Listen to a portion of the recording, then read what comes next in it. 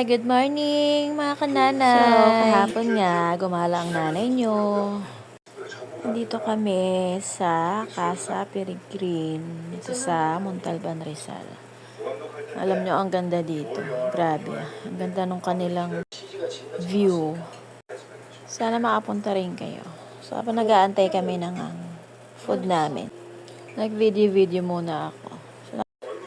Siyempre, lagi kong dala yung pang selfie stick natin, tsaka yung 360 auto face tracking. So, kahit saan ka pumunta, talagang nakasunod siya, guys.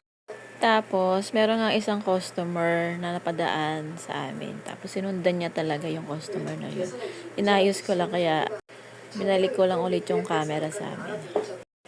Tayo na nga, dumating na mga food. Magpipicture muna kami bago kami kumain dyan. So, after kumain, babalik kami dun sa baba. Kasi, di ba kami tamis mag-picture-picture. Sa mga future post ko, share ko rin sa inyo yung view dito.